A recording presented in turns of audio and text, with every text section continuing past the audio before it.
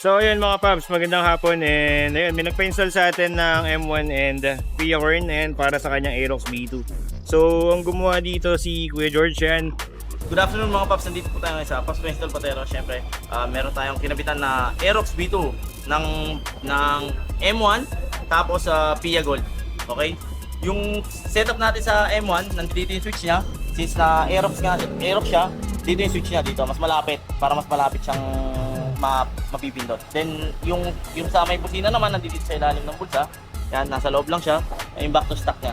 Tapos nilagyan na rin natin yan ng drinkable, tapos yung sleeve. Syempre lahat yan nakahinang para intact na intact talaga siya. Hindi siya basta-basta mahuhugot. Okay mga paps. Tapos ayun, yung mini driving niya nandito sa ilalim. Ganito yung setup ng mini driving pagdating sa Aerox V2. Kahit V1 ganyan din po ang setup namin dyan. Nasa ilalim lang siya. Tapos yung busina niya nandito dito. At nakatalikod lang din po mga paps. Yan. Pakinggan natin yung busina. Yan. Siyempre yung sa busina niya, nilagyan natin ng pre na rapid at saka pre na horn passing. Pero lahat yon nakasabay lang sa loud horn.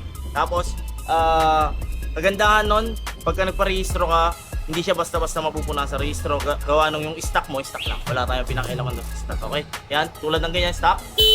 Yan. Tapos, loud horn with horn passing at saka rapid. Okay. Ayan, low beat. Ay.